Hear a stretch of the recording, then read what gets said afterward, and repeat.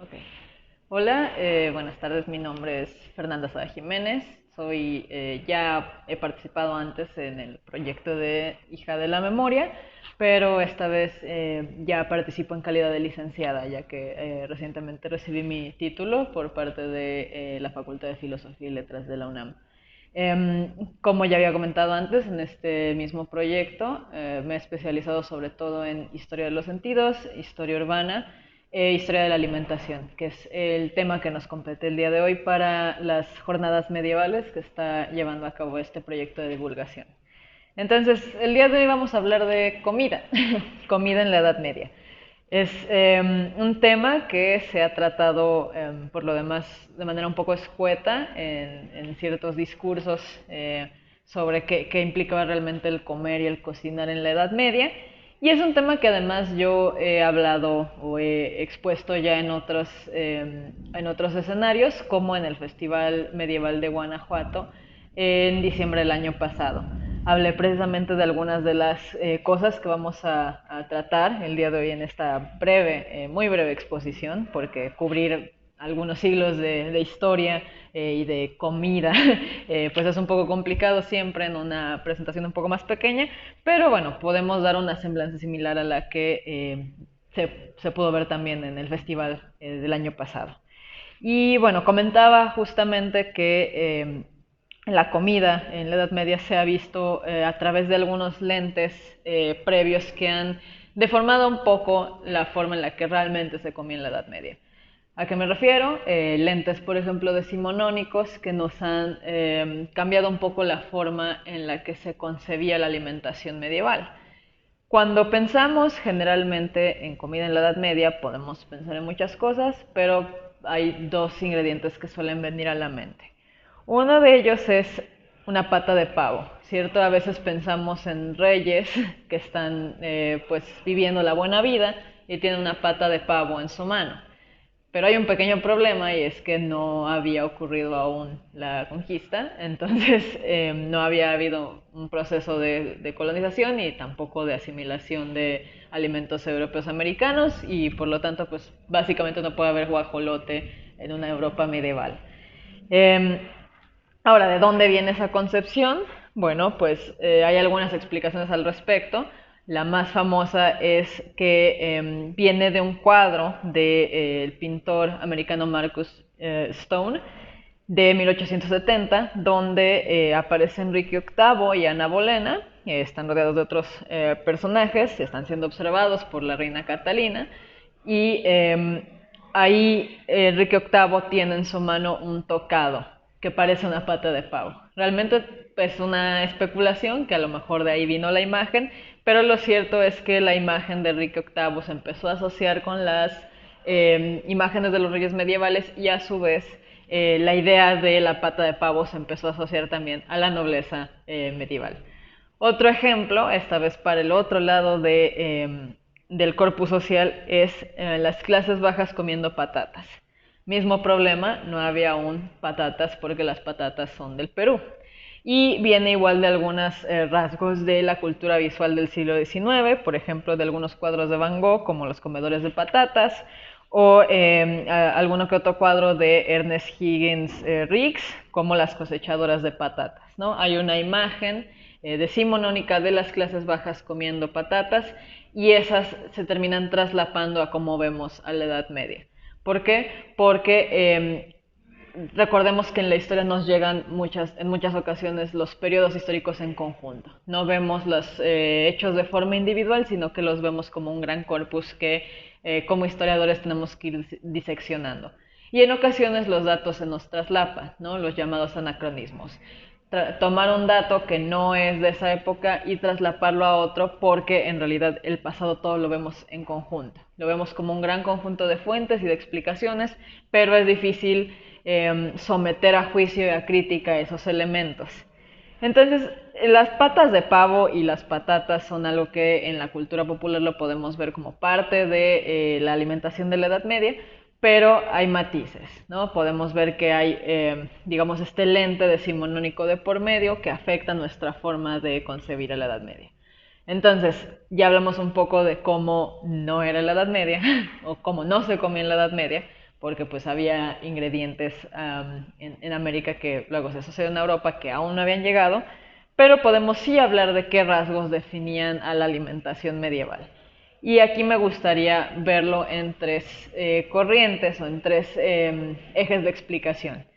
Uno es la cocina como medicina, otro es la cocina como lujo y la otra es cocina como símbolo.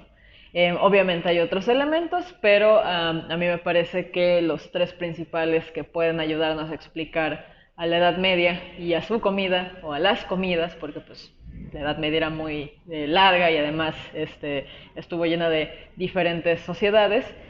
Creo que bueno, estas sociedades se pueden explicar y su alimentación se puede explicar a través de estas tres vertientes.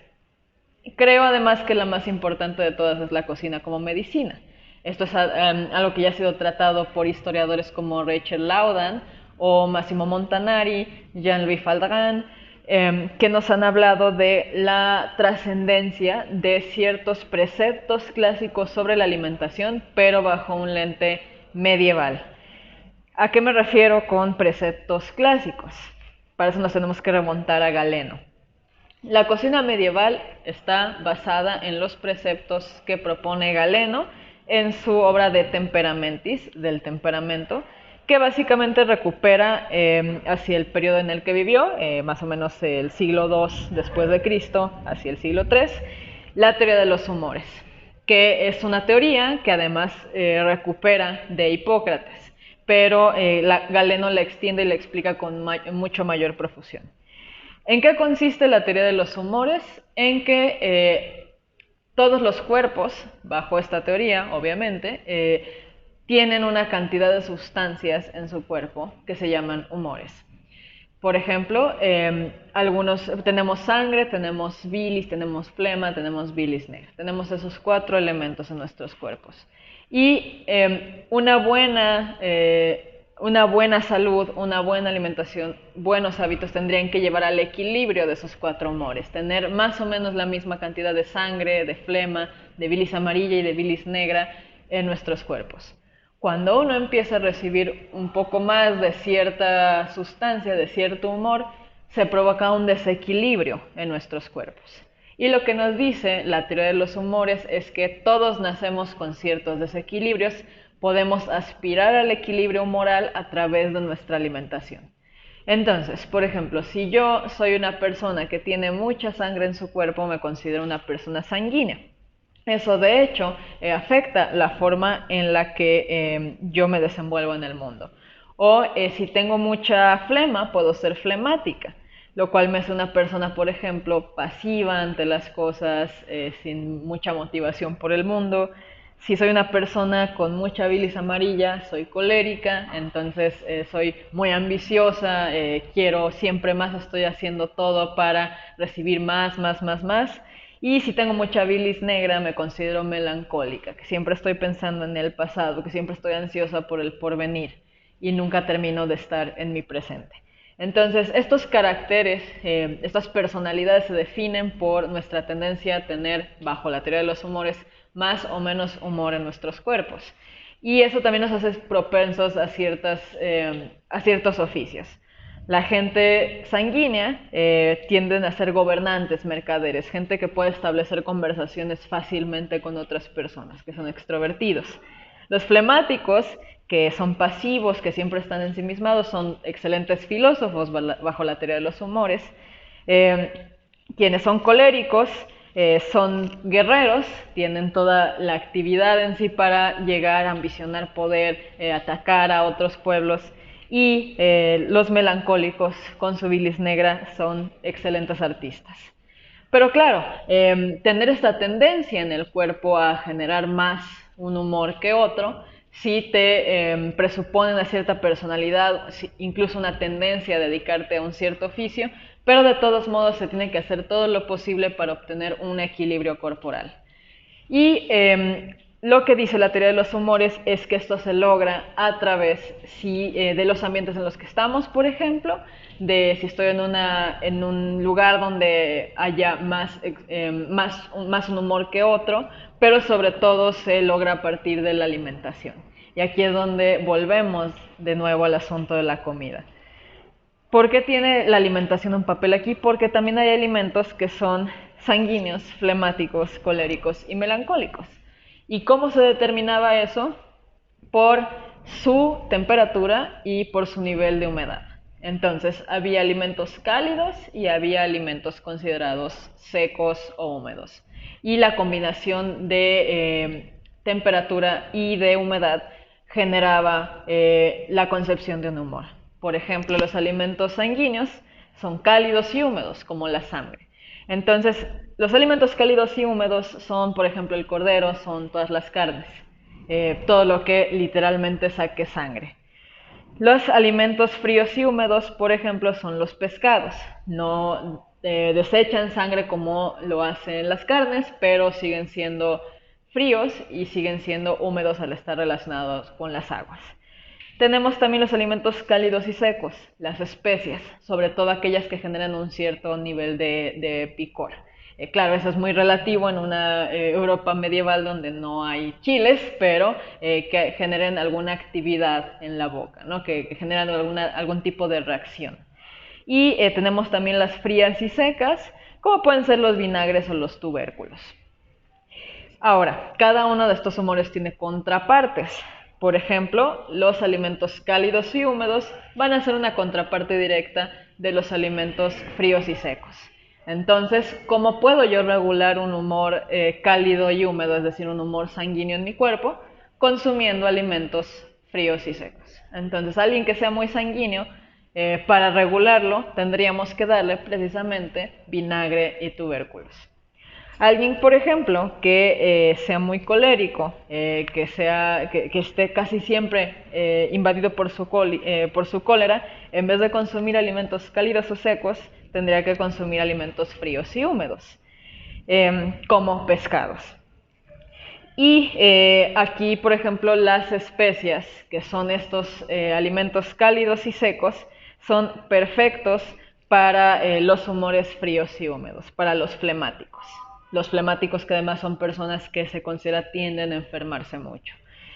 Ahora, ¿de dónde viene de la teoría de los humores aparte de Galeno, ¿no? Porque son valores neoclásicos que terminan varios siglos después siendo adoptados de nuevo. Hay varios elementos de por medio, pero Rachel Laudan le atribuye esta operación de tránsito de la teoría humoral a elementos perso-islámicos, a traducciones de Galeno e Hipócrates que se hicieron sobre todo en la escuela de Salerno, una escuela en la península itálica, comandada sobre todo por un converso del Islam, que es Constantino el Africano, que hizo varias traducciones al latín y al árabe de varias recetas y varios preceptos hipocráticos y galénicos. Y, por ejemplo, este tipo de cosas se pueden ver mucho en el uso de azúcar y especias que prepondera mucho en la cocina perso-islámica. Por ejemplo, uso de aguas de rosas, uso de aguas de flores, uso de jarabes, que es algo que se va, incluso hoy en día podemos ver en la medicina, ¿no? La asociación del azúcar con ciertos perfumes en forma de jarabe que pueden contribuir a sanar el cuerpo. Es curioso porque incluso si nos remitimos a la escuela de Salerno podemos pensar en un texto que es la regla sanitaria salerniana, que nos habla directamente de la teoría humoral. Y tenemos incluso un extracto que nos habla, cito, de duraznos, manzanas, peras, leche, queso y carne salada, venado, liebre, cabra y ternera. Estos engendran bilis negra y son enemigos de los enfermos, ¿no? Es suponer que ciertos elementos permiten generar una sustancia en el cuerpo para lograr esa teoría moral y reducir la cantidad de males que pueda tener un cuerpo. Y de hecho, esta relación entre cocina y medicina viene incluso a afectar algunas de las palabras que usamos en la actualidad para referirnos a recetas de cocina. De hecho, la palabra receta viene del latín recipe, que significa recibe. Y esto sale de los tratados de medicina donde había indicaciones de tomar cierto elemento, cierto alimento para mejorar la salud. Por ejemplo, para tal enfermedad recibe cinnamomum, recibe canela, o recibe romero, por ejemplo. Entonces la palabra receta es directamente una indicación médica, lo cual es muy interesante porque nos remite a esta asociación con la salud y con la teoría moral de herencia de la escuela de Salerno. Incluso algunas preparaciones que todavía hasta la modernidad tuvieron mucho alcance entre las poblaciones europeas vienen directamente de la teoría moral. Tenemos, por ejemplo, el Gariofilatum, que es vino con clavo. Un vino especiado, vinos especiados que se pueden encontrar en distintas formas a lo largo de Europa, ya sea en el vino especiado francés, en el Glühwein alemán. Ahí podemos ver que hay una tendencia a mezclar los vinos con alcoholes o los alcoholes con especias para mejorar su carácter humoral y que sea mucho más benéfico para el cuerpo. También tenemos un equivalente en las zonas germanas, como ocurre con la cerveza con nuez moscada. El uso de especias en general se tiende a aplicar justo para regular los humores de diferentes estratos sociales, sobre todo considerando que tenían que ver también con los oficios que ocupaban directamente en los estamentos medievales. Incluso podemos recuperar 3 salsas medievales que nos remiten al uso sí de las especias, pero también del azúcar como esta herencia perso-islámica. Por ejemplo, tenemos la salsa camelina, que utiliza leche de almendras, mucho más común en uso de lo que pensamos para la Edad Media, caldo de ave, hígado de gallina, azúcar, vino, canela, jengibre, clavo y nuez moscada. O tenemos la salsa salvallina, que es para grullas asadas, que utiliza algo de la carne de grulla y se combina con vinagre, o más específicamente pan remojado en vinagre, que es algo muy, muy común de la Edad Media, para añadir algo de textura y algo también de alimento frío y seco a la ecuación. Se combina con pimienta, se combina con jengibre, con caldo de buey, clavo, leche de almendra y un poco de azafrán. O tenemos la salsa rosta para guisados de conejo, que nuevamente replica esta idea de tomar pan tostado, remojarlo en vinagre para generar una textura un poco más espesa, pero aquí la palabra rosta viene de una práctica, de hecho también muy común en la República Romana, que era tomar tejas calientes y echarlas en la salsa para que eso generara un poco de quemazón dentro del pan y generar otro tipo de sabor, de textura, pero también de humor, ¿no? Añadir la temperatura a la preparación de la salsa.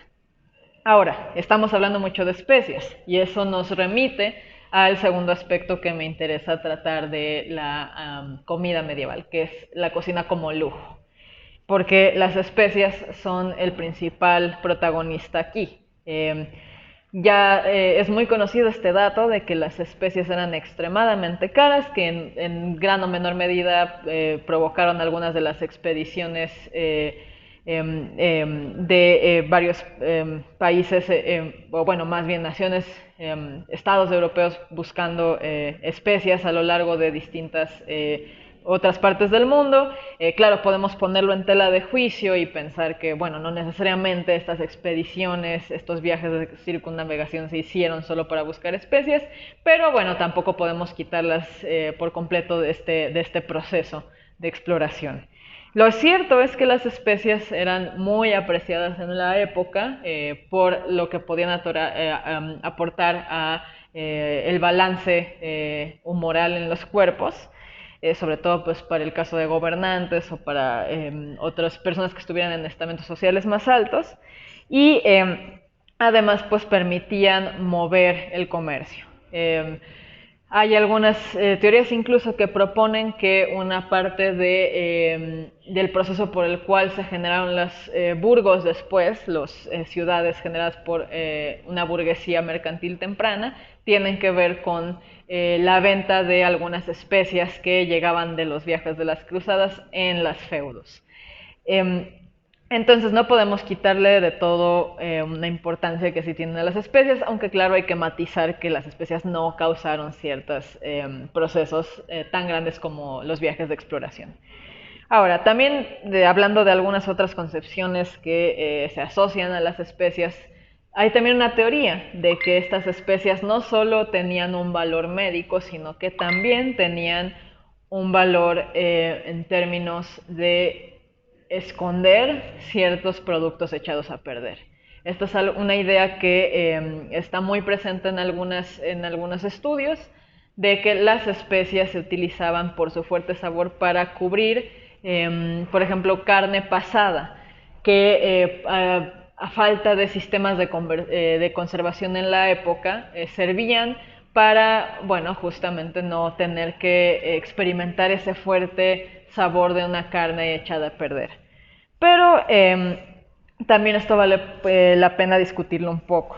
A través de dos investigadores, Jack Turner en su libro Las especias y Ray Krishnestu de la Universidad de Nueva York, que han hablado de que en realidad esta idea es un poquito ingenua, porque en realidad nosotros cuando comemos una carne echada a perder, vamos a seguir sintiendo el sabor de la carne echada a perder. Las especias quizá lo tapen un poco, pero en realidad no van a hacer mucho por un ingrediente que en realidad ya no está en condiciones óptimas. Entonces, pretender que las especias eran parte de un proceso para conservar las carnes también tiene otro problema, y es que en realidad hay que pensar en la ciudad medieval, hay que pensar en los mercados, hay que pensar en que en realidad sí había oportunidades para obtener alimentos en buenas condiciones, frescos. En realidad no había tanta necesidad por la existencia de los mercados, por la alimentación basada en ciclos agrícolas, de estar comprando ingredientes echados a perder. De hecho, los procesos de conservación son mucho más comunes en estamentos más altos, sobre todo para nobles, por ejemplo, que quieren tener acceso a todas las comidas posibles durante el invierno. Entonces, en este caso, pues sí hay sistemas de conservación como son la salazón, por ejemplo, o el ahumado, que no requieren, digamos, de más especias para esconder, por así decirlo, el sabor de una carne pasada. Pero sí hay algo que sí es cierto para esta época con respecto a las especias, y es que las especias como azafrán, por ejemplo, dan color, y el color es algo extremadamente importante para la alimentación de esta época, ya que nos llevan a nuestra tercer eje de explicación, que es la comida como símbolo. El azafrán, por ejemplo, si ustedes han comido paella, sabrán que da un color amarillesco a ciertas comidas, ¿no? Como al arroz de la paella. Es algo que nos puede remitir al dorado, a la riqueza, pues a la abundancia, básicamente. Y el color, sobre todo, pues va a remitir a distintos significados para varias sociedades de la Edad Media. Por ejemplo, tenemos sí el amarillo, que nos remite a la abundancia, tenemos el blanco, que nos remite a la pureza, eso sobre todo para algunas confecciones dulces que utilizan almendras y azúcar, al grado de que cosas como los mazapanes fueron ya muy apreciados desde el Renacimiento hasta la Edad Moderna. Por ejemplo, tenemos algunos otros colores que se asocian más a estamentos más bajos, ¿no? Como el color café o el color negro, de modo que los panes menos procesados, como los panes de centeno, se van a asociar mucho más a las clases bajas, ¿no? Son colores que para el pensamiento medieval equivalen a la muerte o equivalen a la falta de fe. En cambio, la luz de las almendras, del azúcar, es una blancura relativa porque los azúcares no estaban tan refinados en su época, pero los alimentos blancos remiten justamente a la pureza, remiten a un estado de divinidad. Y también este asunto de ver a la cocina como un símbolo nos lleva, por ejemplo, también a ver a la parte más cristiana de la alimentación. El asunto del pan, que es fundamental para entender una alimentación cristiana, ya que el pan es parte de la Eucaristía, o incluso el pan como parte de la alimentación judaica, ¿no? Los panes sin levar, muy representados en distintas obras de arte de estos siglos. La Eucaristía en realidad pues ya de por sí es un proceso absolutamente simbólico. La fuerte carga simbólica que trae consigo el consumir el cuerpo y sangre de Cristo a través del vino nos remite a una muy fuerte relación del alimento con quienes lo consumen. Finalmente, esta es una cuestión que nos tiene que competir mucho a los historiadores de la alimentación. En realidad es un proceso fuerte que un objeto entre al cuerpo, ¿no? Y lo asimile y lo vuelva parte de sí. Y esto es algo que estuvo muy presente en la carga simbólica cristiana que se le atribuyó a los alimentos. Pero también, aparte de los significados religiosos que puede tener la comida, hay también otros significados asociados a la comida, como puede ser la dicotomía entre el agua y el vino. Y aquí hay un texto que vale mucho la pena resaltar, un poema retomado por el estudioso de la literatura medieval Manuel Alvar, que se llama La razón de amor y de nuestros del agua y el vino, aproximadamente del siglo XIII. Este es un poema muy citado que se divide en dos partes. Una son las razones de amor y la segunda es los denuestos del agua al vino. La razón de amor simplemente es un poema de amor cortesano donde una doncella y un galante están teniendo un intercambio romántico cortesano propio de la época, pero en un momento dado una paloma pasa volando y junto al árbol donde están los dos teniendo su conversación, hay una copa de vino y hay también un jarrón de agua. Y la paloma pasa y tumba el agua sobre el vino. Y así pasamos a los denuestos del agua y el vino, que nos muestran algunos de los valores simbólicos que tienen dos bebidas de la época. Es un poema magnífico porque el agua y el vino se empiezan a pelear, tienen voz. Don Agua le dice a Don Vino, y digo Don porque así se están diciendo, que pues acaban de tener un accidente y Don Vino no está nada de acuerdo con esta situación porque siente que se ha corrompido, que está diluido ahora y que el agua ha afectado su sabor, su calidad simbólica incluso. Y empiezan a tener una pelea.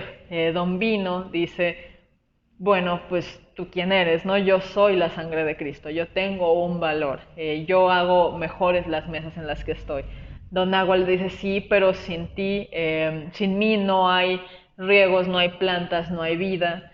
Y empiezan a tener este intercambio extremadamente interesante sobre quién es mejor. Lo curioso también es el valor simbólico en este poema de que la paloma, al momento en el que se retiran la doncella y su amado, tira el agua sobre el vino como un poco la lujuria ganando sobre la pureza del agua.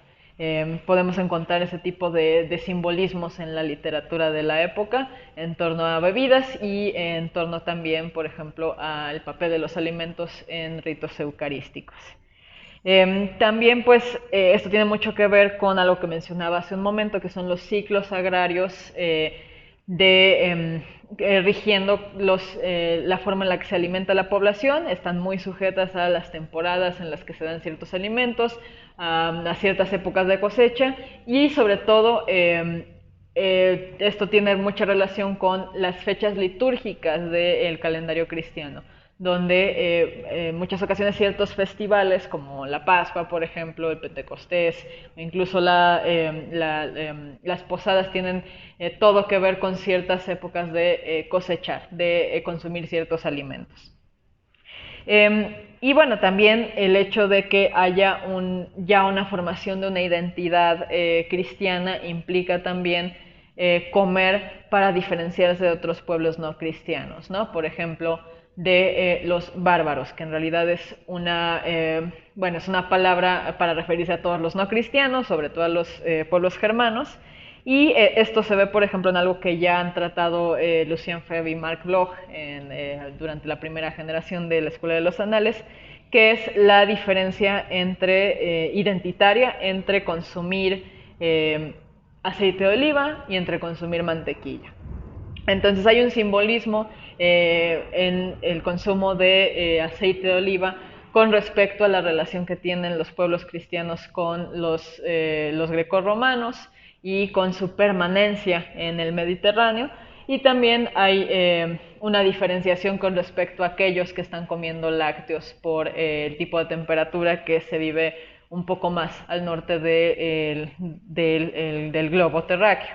al grado de que incluso había una palabra para referirse a los consumidores de lácteos que era galactopotes. Así se referían los mediterráneos a los pueblos germanos que eran consumidores de leche.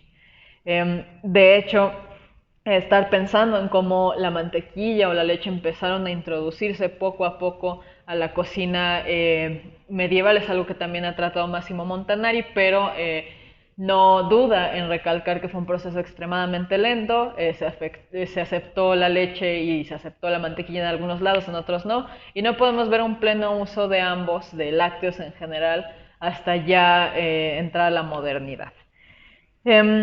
Y bueno, pues al valor simbólico tampoco le podemos quitar el fuerte vínculo que tiene, por ejemplo, con la diferenciación de estamentos, ¿no? El hecho de que, por ejemplo, algunos miembros de la corte puedan acceder a ciertas especies o puedan acceder a ciertos alimentos o a ciertos métodos de conservación implica también, pues, una diferencia directa con respecto a los campesinos o a los guerreros. Y también tiene mucho que ver la posibilidad de disfrute de la comida. Si se considera que los pueblerinos solo pueden consumir comida para sobrevivir, los nobles están pensando en que su derecho en consumir especias, en consumir productos con base en algunas reglas de comportamiento en la mesa, tienen que ver directamente con un proceso de distinción de los otros. Y otro asunto que aquí vale la pena mencionar es también el valor simbólico que tiene la comida en los monasterios. Valor, digámoslo así, simbólico económico, porque varios monasterios tenían que vender algunos productos para poder seguir perpetuando sus actividades para sobrevivir. Entonces, es sabido también que varios monasterios tuvieron una actividad intelectual y tecnológica fuerte al interior de sus recintos, al grado de que, por ejemplo, hay algunos monasterios a los que se les han atribuido ciertos mecanismos para producir cerveza. Y podría explicarse a partir de que, dado que pues, los mismos monásticos no pueden tomar alcohol, pues tienen, digamos, la distancia para producirlo. La orden más famosa en términos de cocina monástica en este caso es la orden del Cister, de aproximadamente el siglo XI, que se le puede atribuir, por ejemplo, algunos molinos y prensas de aceite. Entonces, estos valores tecnológicos los usaban al interior del monasterio, pero al mismo tiempo podían utilizarlos para producir ciertos productos que les permitieran seguir llevando a cabo actividades monásticas. Varios monasterios, de hecho, tenían parcelas para cultivar, de modo que también tenían suficientes ingredientes para seguir teniendo, digamos, alimentos constantemente a lo largo del año. Y también considerando el papel que tenían los monasterios en varias regiones, en varias poblaciones, era común que ellos tuvieran, por ejemplo, sí el molino, sí la prensa de aceite, pero también quizá el único horno del pueblo.